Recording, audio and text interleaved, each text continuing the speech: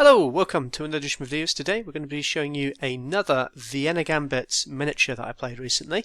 Again, this was played on chess.com with 30 minutes.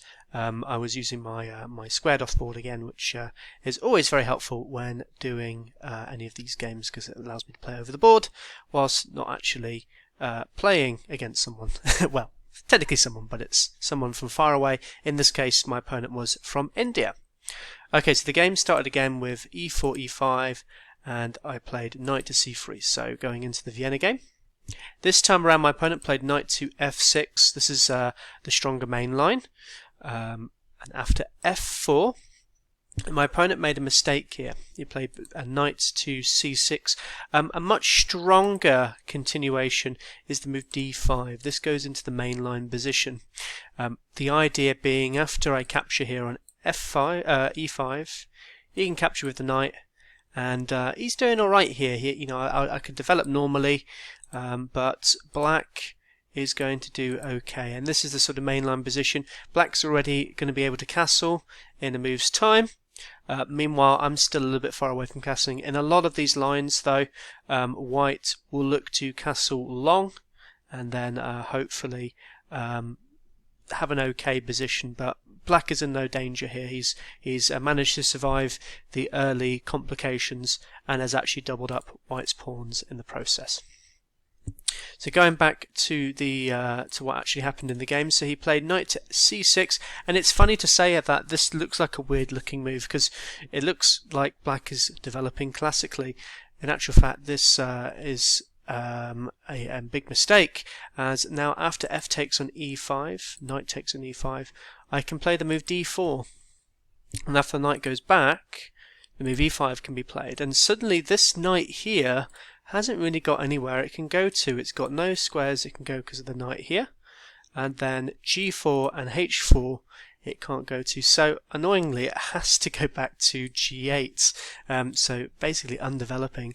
Another move he could try, if you're wondering, is queen to e7, so exploiting this pin on the king. This doesn't really work too well. I mean, I could just play a safe move like bishop to e2, and this knight still has to move, so after g8, and now suddenly this queen is actually blocking in a lot more of black's development. This bishop can no longer develop. This knight would like to come to this square to get back into the game, but this queen is blocking it, so it actually makes things a little bit worse for black. Going back to the game, knight to g8, I did knight to f3, so just developed normally. Bishop to b4, I developed to c4. My opponent played a very strange move here, played h6. I think he was just a little bit worried about my knight coming here to potentially attack the king.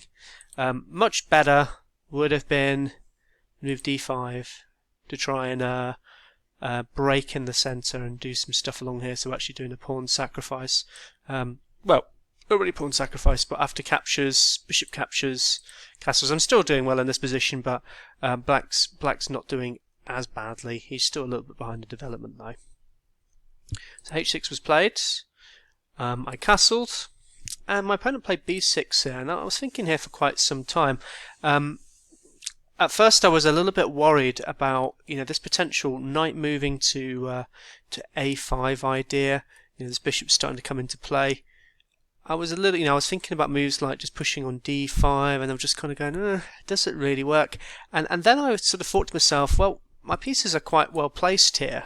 They're all going to be coming into the attack very quickly, and I was exploring this this bishop takes on f7 idea, and playing through some of the continuations, and sort of went to myself, oh, actually, this should work.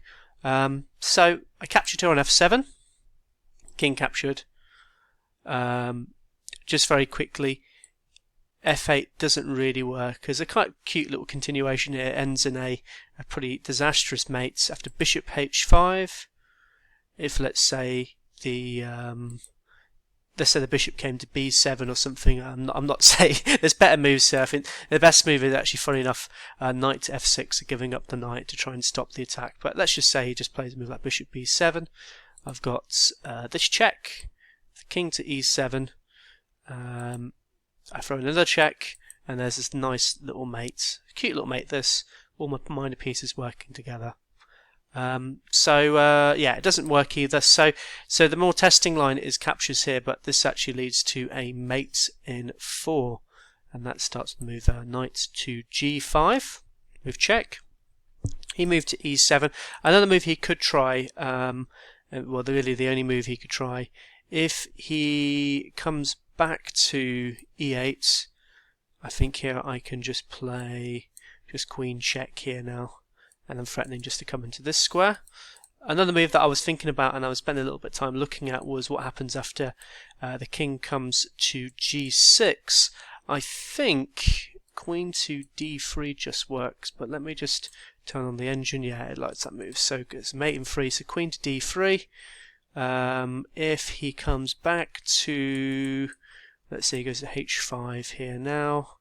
I'm just trying to see how where the win is. Oh, queen to f3. Yeah, that should work actually. And then king going back. Well, if it goes here, you've got this checkmate in 1. And if it goes over here, this is also a lovely checkmate as well. So quite cute stuff there. So that doesn't really work. So he actually played king to e7, which leads to a more I think a nicer mate personally. There's a lot more pieces in the attack, so you can jump in with your knight to d5 with check. King, only square it can go to is to e8, and I threw in the check on h5. At this point my opponent resigns. There's no way he can survive this. If he just plays g6, which is the only move after queen takes on g6, this is in fact checkmate. Quite a nice little mate, using all my pieces there, and just shows you some of the potential venom in the Vienna Gambit. Thank you for watching, guys. I'll see you soon.